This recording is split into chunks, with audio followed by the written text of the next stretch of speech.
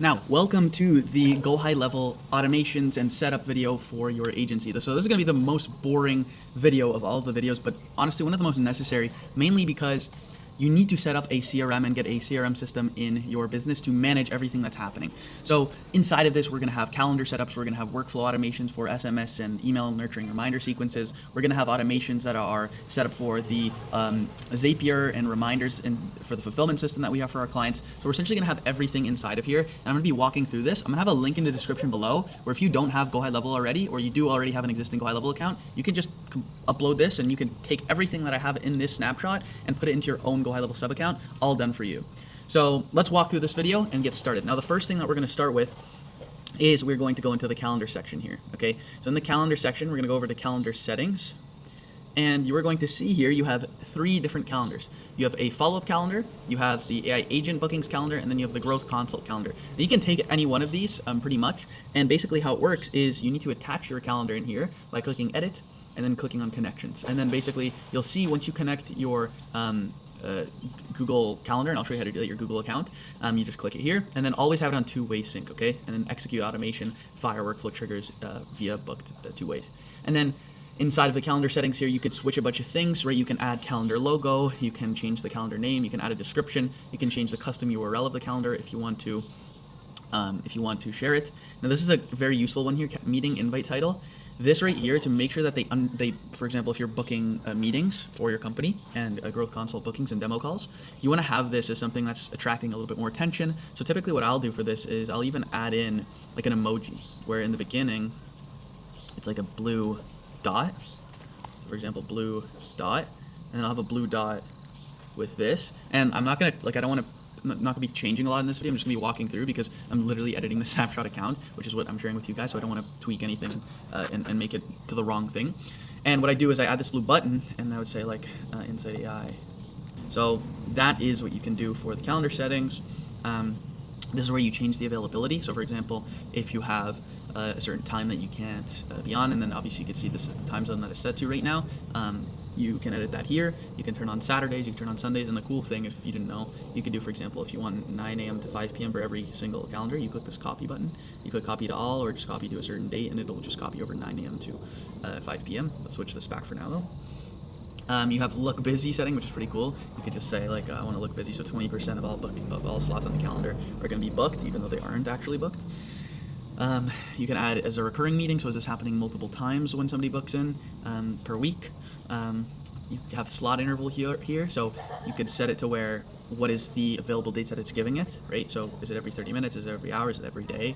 What is the duration of the call, the minimum scheduling notice, so typically I do like a day, the date range, maximum bookings per day, all that stuff, okay?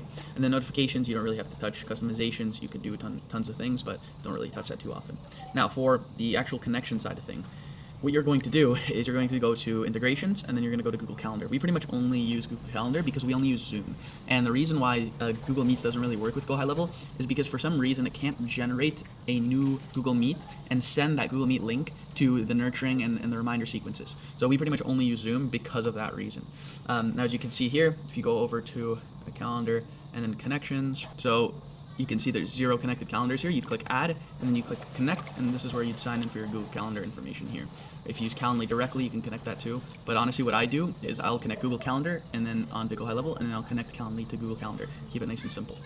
Now the other thing you want to do and make sure that you have set up properly is the phone number, okay? So the phone number is something that you're gonna be purchasing inside of Go High Level now. I know this doesn't really walk you through the screenshot, but this is something you're gonna need. And basically how it works is you just click up here, depending on where you're targeting. So obviously we're in the US and Canada, I would get a +1 number. You pick the number. Now, before you do that, go on to filter and click on first part of any number.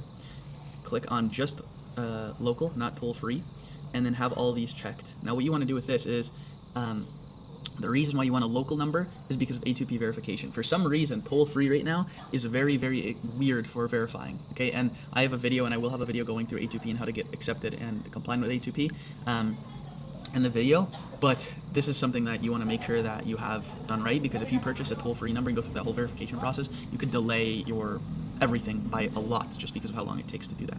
And then what happens is after you purchase it here, you go over and then you see everything in Trust Center. Now in Trust Center, once you purchase it, it's going to make you do a brand and campaign verification. And like I said, this is the video I'm going to walk through and show you exactly how to do on a separate one. So don't worry, that's not going to be covered. The only thing that's going to be covered in this video is the snapshot. Now inside of the snapshot, we have a few pipelines here, okay? We have the booking pipeline, we have the client fulfillment pipeline, and we have the lead pipeline. So every single time a lead comes through and a new contact comes through, they will appear in here, first of all. Now, after I walk through all the automation sequences, you'll see they'll kind of look like this. And each lead, as they kind of come through the automation sequences, get tags added to them. Now, what happens is as the tags get added, you can actually have a feature inside of the automation where you're adding them into a specific pipeline. So for example, if you had a new lead that comes through and then they booked on the calendar, right? You can add automatically, if they booked on any calendar, to add a tag and move them to this opportunity section so that everything is organized. So you have new leads, you have a lead who was called once, didn't answer, called twice, didn't answer, called 3 times, didn't answer. You followed up with them, so you're calling them back, no answer, completely not interested, or disqualified. And you're organizing everything. That's the biggest thing. In the beginning, it might not seem like it's too big because you only have 1, 2, 3 clients. But once you have 10, 20, 30 clients, you need to systemize the process, and everything needs to be very organized, okay? It's kind of like trying to perform in an environment where, let's say your room was a complete mess, and inviting somebody into your room and showing them and trying to walk around in your room when you have your clothes all over the floor and a lamp's knocked over. It's obviously going to be a lot harder to go through your room and walk through your room compared to if your room was perfectly cleaned, okay?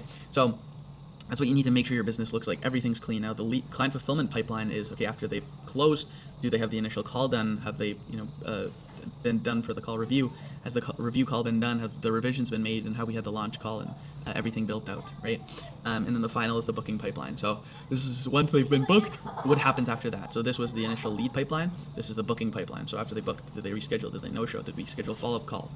Did they close? Were they not qualified, or did the booking get canceled? Okay, so pretty cool. This is where you organize everything and are able to track where your lead is coming from and what they are going to do in the future, okay? So follow-up calls are pretty important as well.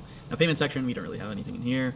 Now, the next thing is going to be the automations. So automations is going to be where a majority of the sauce is. We have a few different folders here. So we have SynFlow calls for SynFlow if you want to use SynFlow, nurturing sequences, no-show sequences, follow-up call booking sequences, and then booking sequences. So the first one is the booking sequences, where you have pretty much once somebody has booked the call, what happens if the call is canceled, what happens for all the reminder sequences. So I could show you in here. Let's go into book call automations. So this is triggered by a booked appointment. If a booked appointment comes through, whatever, in any booking, let's say growth consult, whatever, the lead is a tags added, which is call booked. They're removed from all initial workflows other than this one. We get an internal notification. So this would be where you set your phone number, and it will send you a text saying, hey, there's a new booking. This is the name, email, phone number, and the call start time. Then this is a sequence where it appoints a closer. So once you do have more closers, it will be able to assign that. Okay, this keeps asking me to confirm. Then in here, what we have is we have a webhook, a Zapier automation, where it pretty much triggers. So we have Zapier automations where as soon as a new booking comes through, we're notified through Discord or through Slack. And that just keeps things more professional instead of an internal notification that's only sent to one person.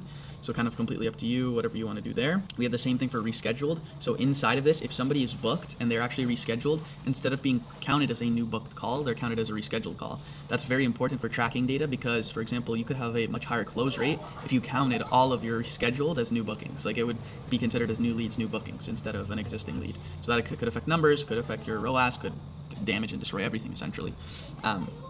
Then what this does is creates a new opportunity. It puts them in the pipeline stage of booked, right? So like I said, what I was walking through before, and then it would move them there. Then add them to booking reminder. So let's go into booking reminder sequence. Now in the booking reminder sequence, this is essentially messaging and ensuring that the lead is going to show up to the call. So instantly they'll get sent an email. Dear contact, your call has been confirmed, blah, blah, blah, blah, blah. Please save this email. Make sure to click yes before your call. And then we send text messages as well, more pre-call emails, right? Just confirming and making sure that they're going to show up to their call, right? 24 hours before, text and email, 3 hours before, text and email, 1 hour before, text and email, and 10 minutes before, text and email. So once again, guys, this is all included in the snapshot. You can get it for free in the link below. Same thing for booking canceled. We start to give them FOMO, fear of missing out. So we'll say like, let's see, hey, it seems like you didn't make our call today based on what you filled out the form. I believe we can provide great insights, saying they're qualified, right? So just kind of giving them FOMO and just telling them, hey, like, you're missing out on an amazing opportunity. Same thing, rescheduled reminders would just essentially be everything that's in booking reminders. It's just we don't hammer them as hard. Deal closed is just adding them into the opportunity. Okay, so that's all it is. So once the opportunity has been changed, they get added an opportunity and a tag so that they're not like nurtured continuously. And yeah, that's pretty much everything for the booking sequences. Now, follow booking sequences, same thing. No-show sequences is just essentially nurturing them long term. So I can show you. We have the webhook in here and the triggers to essentially, because we're running everything through Zapier, so it's a little bit more advanced. So once they no-show, they get sent an SMS where it's, hey, I saw you had a calendar on the day, blah, blah, blah, did something important show up. You're still wanting to implement voice AI agents into your business to automate your entire appointment booking workflow completely done for you. Feel free, blah, blah, blah. Right, so just using the AI thing to get them in. FOMO. Hey, just checking this here if you're still interested. Blah, blah, blah. And for home services, honestly, like you could be a bit more aggressive. This is just a snapshot, but ours is like, hey, I saw that you aren't showing up. We only work with one client every 50-mile radius. We're going to go and work with whatever competitor in the area. And you should see the responses we get for stuff like that. Right, so that's pretty much everything. Now, I'll go through nurturing sequence. So this is once the lead has opted into the ads, this is them being nurtured. So, hey, want to give you a huge welcome to our email list and give you a sneak peek at what's to come. If you're new to conversational AI, be prepared for your business to explode, blah, blah, blah, blah, blah. Right, so just a bunch of stuff, and this is all included in the snapshot. Nurturing them, making them trust us.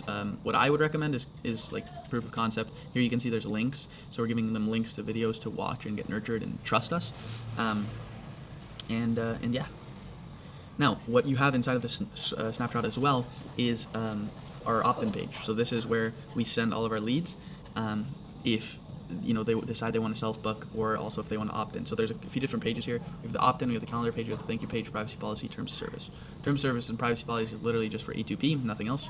Now the opt-in page, let me load this up for you. You have, for home service businesses doing $15K a month, fully automate your appointment booking, inspection, and lead follow-up with our voice AI agent infrastructure. Our average home service business adds 50% more bookings and inspections in 60 days working with us. And you have the video here.